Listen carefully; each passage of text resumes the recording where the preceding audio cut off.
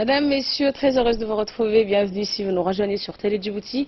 Voici tout de suite l'actualité qui sera développée dans cette édition de ce jeudi 5 janvier 2017.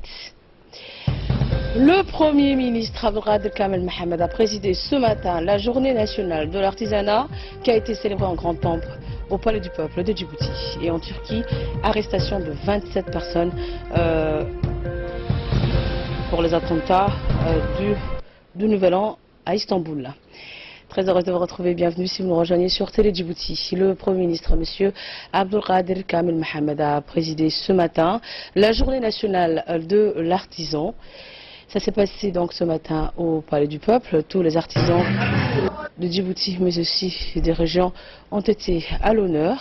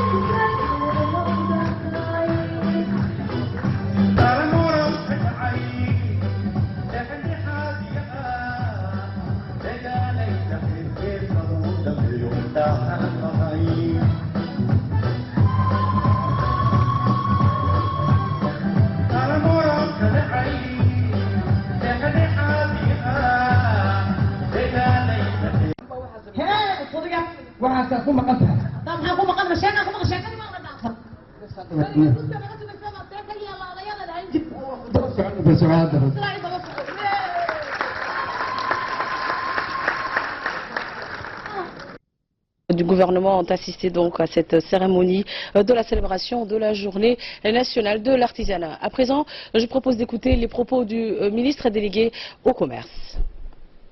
Permettez-moi de vous remercier de votre présence aujourd'hui à l'occasion de la célébration de la journée nationale de l'artisanat qui vient clôturer une semaine entière dédiée à la promotion et à la valorisation du potentiel artisanal de nos régions. Les thèmes retenus cette année, l'artisanat et les régions. Excellence, Monsieur le Premier ministre, la célébration de cette journée est dorénavant un rendez-vous annuel entre les pouvoirs publics et les acteurs du secteur de l'artisanat pour la protection et la valorisation de la créativité artisanale. Au terme de cette journée consacrée à la promotion de l'artisanat, le Grand Prix du chef de l'État récompensera les meilleures œuvres artisanales. Le secteur de l'artisanat est primordial pour la vie économique et sociale de notre pays. Il constitue un puissant levier de lutte contre le chômage et la pauvreté. Au cours de la décennie écoulée, le gouvernement n'a pas manqué d'initiatives pour la nécessaire reconnaissance de la créativité artisanale. En effet, les orientations du président de la République, son Excellence M. Ismaël Omar Guelleh, détaillées dans sa feuille de route, ont permis de lancer les premières assises nationales de l'artisanat en 2008 et de doter le pays d'une stratégie nationale de développement de l'artisanat adoptée en 2010. Ces efforts ont permis de cerner davantage les défis liés à la mise en valeur des productions artisanales et à la mise en place d'un cadre juridique régissant les métiers d'artisanat. Cependant, aujourd'hui, plus qu'hier, l'artisanat dispose de grandes potentialités nécessaires à son éclosion. Pour ce faire, le gouvernement a consenti des efforts considérables pour la revivification de ce secteur, un vivier important de création d'emplois et d'émancipation de la population contre la précarité sociale. Mesdames et messieurs, il ne serait pas cohérent de parler de l'artisanat sans en faire les rapprochements avec le tourisme, tant les deux sont indissociables. En effet, la valorisation de l'artisanat contribuera indéniablement à rehausser les potentialités touristiques de notre pays. En ce moment, mon département a finalisé un projet sur le développement du tourisme avec l'appui financier du cadre intégré renforcé à hauteur d'1,5 million américains, ce qui augure des jours meilleurs pour le développement du secteur de l'artisanat et du tourisme.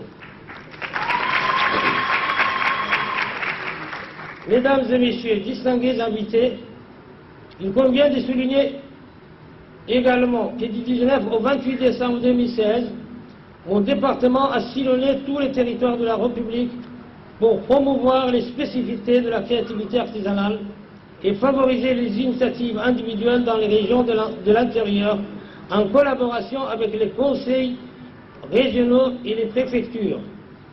Ces initiatives fort louables visent à promouvoir la politique de la décentralisation dotée d'un ministère délégué auprès du ministre de l'Intérieur, ce qui montre que le président de la République, son Excellence Ismaël Omar Guelleh, accorde la plus haute importance au développement socio-économique des régions de l'intérieur. Excellence, Monsieur le Premier ministre, Mesdames et Messieurs, chers collègues, je ne saurais finir mes propos sans exprimer un hommage appuyé à tous les hommes et femmes dévoués au métier de l'artisanat, mais également à l'endroit de nos partenaires régionaux et internationaux qui ne ménagent leurs efforts pour contribuer au développement socio-économique de notre pays en général et pour le développement du secteur de l'artisanat en particulier. Je vous remercie de votre aimable attention.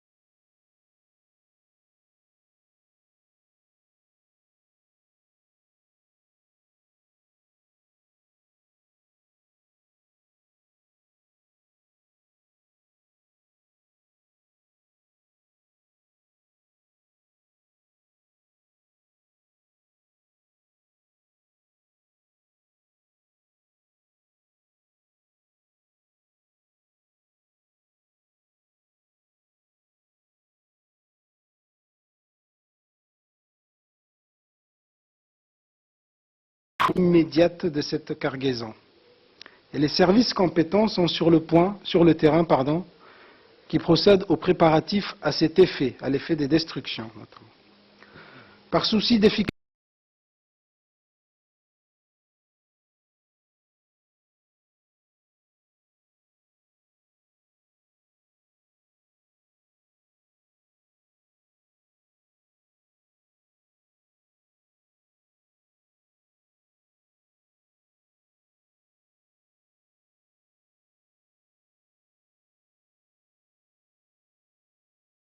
quelle est de cohérence dans la conduite de l'enquête.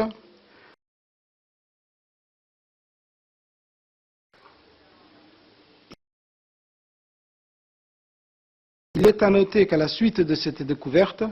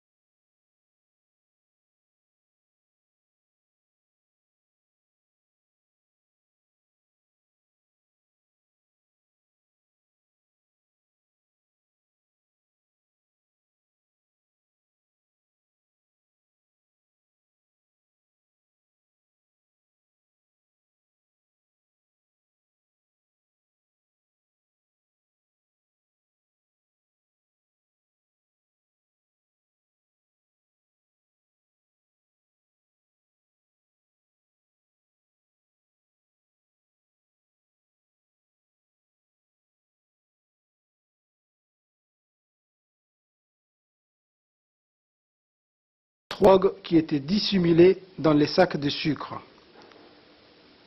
C'est dans ces conditions que des informations nécessitant une inspection de conteneurs sont parvenues aux services djiboutiens dans le cadre de la coopération internationale pour lutter contre les stupéfiants. En raison de cette découverte et des besoins de l'enquête, des mesures de placement, comme je viens de le dire, ont été prononcées à l'encontre de 3 personnes mises en cause et l'équipe des enquêteurs s'active. Sur mes instructions, donc, les investigations se poursuivent, de même que les inspections du reste des conteneurs. Et dans la mesure que la loi autorise, et compte tenu aussi de la nécessaire information du public, le parquet de Djibouti, et seulement le parquet de Djibouti, continuera, le cas échéant, de communiquer sur cette affaire. Et je me réjouis en tant que premier responsable de la Direction générale des douanes de ce travail qui a été effectué et fait par les services de douane. Je remercie nos partenaires, en l'occurrence la Direction générale de la sécurité nationale, la Direction générale de la police nationale et le cabinet du parquet du procureur de Djibouti pour la collaboration exemplaire et habituelle que nous avons avec eux. Et je félicite les différents services qui ont effectué ces opérations et qui ont mené à bien cette mission qui est une mission de la plus haute importance pour la Direction générale des douanes, bien sûr, mais aussi pour la République de Djibouti.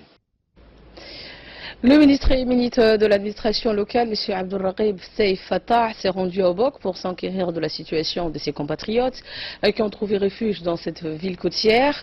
Ces derniers avaient fui les affres de la guerre civile qui sévit toujours au Yémen et avaient dû abandonner tous leurs biens et leur travail pour sauver leur vie. Le ministre yéménite a effectué donc ce déplacement en compagnie de 2 ambassadeurs. Il s'agit de Mohamed Ali Issa et M. Abdel Ben Salim Al-Soukrati, respectivement ambassadeurs de Djibouti au Yémen et ambassadeur du Yémen à Djibouti.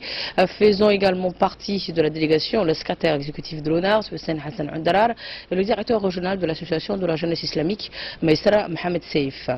À son arrivée sur place, la délégation a été accueillie par le préfet de la région, Hassan Ahmed Dabalé, et les membres du conseil régional. Un briefing ou séance d'information a tout d'abord eu lieu dans le bureau du préfet.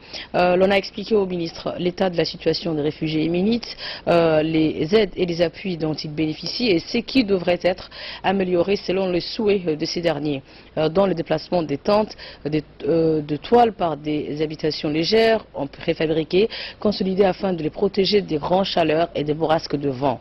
Le camp Al-Markazi de Bok est conjointement géré par l'Office national d'assistance aux réfugiés sinistrés de l'ONARS et le Haut Commissariat des Nations Unies pour les réfugiés, le HCR. D'autres organismes dans l'UNFD, le ministère de l'Agriculture et des Ressources halieutiques ou encore l'Association mondiale de la jeunesse islamique y apportent également leur concours et contributions pour soutenir et aider les réfugiés. Le ministre yéménite n'a pas manqué d'être à l'écoute de ses compatriotes et il les a encouragés à tenir jusqu'à la fin des hostilités et la normalisation de la situation dans leur propre pays. Son déplacement donc a également coïncidé avec une opération de remise d'aide alimentaire et l'installation des distributeurs collectifs d'eau fraîche qui ont été placés en plusieurs endroits du camp. 4 distributeurs branchés en courant électrique et permettant de boire de l'eau fraîche ont été installés. Ces distributeurs d'eau, comme il en existe dans certaines mosquées, ont été acquis par l'ONG WAMI ou l'Association mondiale de la jeunesse islamique pour quelques 52 000 $. Dans une brève intervention, le ministre donc yéménite local de l'administration a remercié le directeur régional de l'ONG WAMI, Maïsar Mohamed Sef. Il a salué la visite, il a salué le préfet de cette région d'Obok pour l'aide et l'assistance qu'ils apportent aux sinistrés et réfugiés yéménites.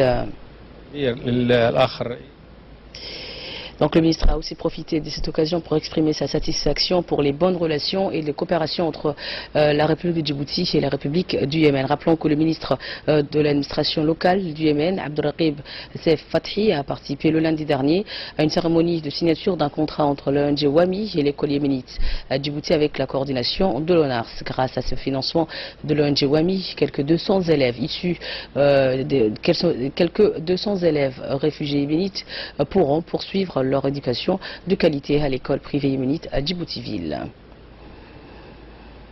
Les travaux de l'atelier de formation sur les bases de la traduction dans le domaine académique sont clôturés donc hier à l'Institut islamique à Djibouti, organisé par l'Institut islamique en partenariat avec l'Institut du roi Abdallah pour la traduction et l'arabisation en faveur des cadres de l'Université de Djibouti et le ministère de la Justice et le ministère de l'Éducation nationale, de la formation professionnelle, ainsi que des enseignants de l'Institut islamique. La cérémonie de clôture a été présidée par l'ambassadeur de l'Arabie Saoudite à Djibouti, Abdelaziz Ben Abdel Fattah Al Daoud, en présence notamment du directeur de l'Institut islamique de Djibouti, Cheikh Adif Ben Ali Al Amiri, et le doyen de l'Institut du roi Abdullah de la traduction et de l'arabisation, Dr Ahmed Al Bouyayan, et son adjoint, le Dr Ibrahim Abou Hamid. Cet atelier de formation était animé par le Dr Sami Al-Fahim Mahmoud, chef du département de la formation au roi Abdullah de la traduction et de l'arabisation. En fin de cet atelier, premier du genre, l'ambassadeur de l'Arabie Saoudite à Djibouti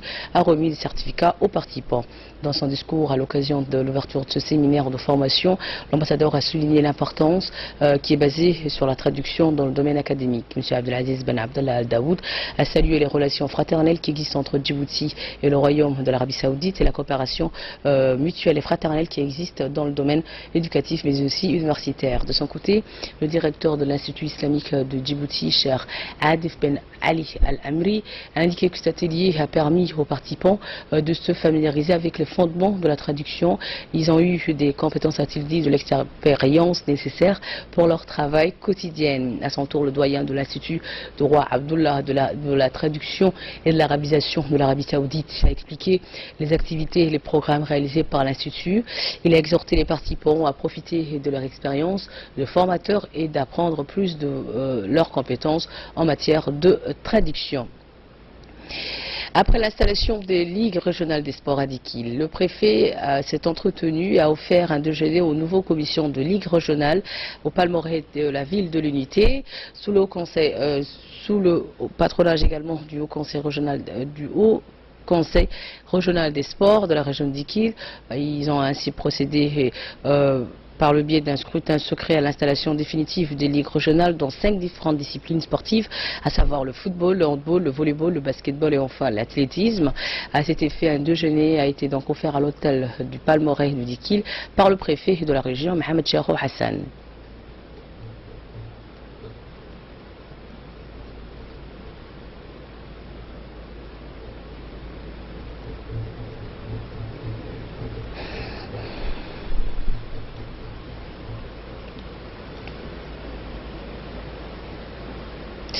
3 jours après donc la tuerie du réveillon à Istanbul, la police turque multiplie les interpellations. 27 personnes ont été donc placées en garde à vue à Izmir, à l'ouest de la Turquie. Parmi elles, 5 hommes seraient suspectés d'appartenir au groupe État islamique. Mardi, 16 personnes avaient été arrêtées, dont 2 hommes à l'aéroport d'Istanbul. Le principal suspect, quant à lui, court toujours. Il a été formellement identifié par les autorités turques, mais son nom n'a pas été communiqué. Il aurait 28 ans, il s'agirait d'un ressortissant d'Asie centrale. Les enquêteurs tentent de reconstituer son parcours depuis son arrivée en Turquie. Le terroriste aurait combattu en Syrie, il était manifestement également bien entraîné. Lors de l'attaque, il était en possession d'un fusil d'assaut et aurait tiré au moins 180 balles sur la foule. Revendiqué par Daesh, l'attentat du réveillon dans la discothèque Lorena a causé la mort à 39 personnes, dont une majorité d'étrangers. Au moins 70 blessés ont été hospitalisés. Après ce massacre, l'un des propriétaires du club a déclaré qu'il ne savait pas encore s'il rouvrirait un jour ou l'autre son établissement. Et aux États-Unis, donc, une centaine de personnes étaient blessées hier dans un accident de train. Cela s'est passé dans le quartier de Brooklyn, à New York, à une heure de forte influence pour une raison encore indéterminée. Un train donc de banlieue a déraillé et s'est écrasé contre les butoirs de la gare. Plusieurs passagers interrogés par la télévision locale new-yorkaise ont indiqué que leur voyage s'était déroulé sans incident et qu'ils s'apprêtaient donc à descendre du train lorsque le choc s'est produit, précipitant ainsi des dizaines de passagers au sol ou contre les parois. On allait plus vite que d'habitude et en fait, c'est quand je me suis dit ça qui a eu l'impact. J'étais dans la voiture de tête, j'ai été projeté en avant, un type m'a retenu, mais mon genou a cogné une barre de fer. C'est ce qu'a indiqué une femme qui voyageait dans ce train. Parmi les blessés, aucun n'est donc dans un état grave. Seuls 11 ont dû être conduits à l'hôpital. Ils souffrent de contusions. C'est le deuxième accident de train en quelques mois dans la région de New York. En septembre dernier, un train de banlieue avait déraillé, faisant ainsi un mort et une centaine de blessés. C'est tout pour cette édition du 15h. Restez avec nous. Tout de suite, c'est l'appel de la prière à l'Asr. Juste après, ce sera les minutes de focus avec Hussein Aouled. Et nous revoilà ensemble pour ce jour, pour ce focus. Hussein Aouled m'a rejoint sur le plateau. Bonjour Hussein. Oui, Choukri. Bienvenue sur ce plateau. Et tu vas nous parler des chercheurs de l'université de Limerick en Irlande qui ont découvert un nouvel organe dans le corps humain. Il s'agit du 79e donc.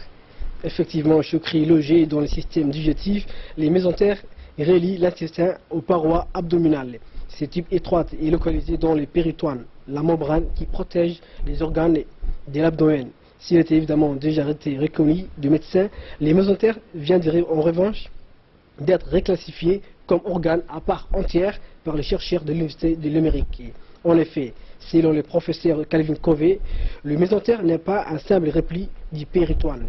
La structure fragmentée et complexe, comme on le décrivait jusqu'alors erronément. Il s'agit bel et bien d'une seule structure continue. La communauté scientifique s'est trompée donc à son sujet depuis plus de 100 ans, a déclaré un expert qui travaille sur ce sujet précis depuis 2012. Il s'agirait désormais de connaître sa fonction exacte pour pouvoir mieux identifier les anomalies potentielles et les maladies en découlent.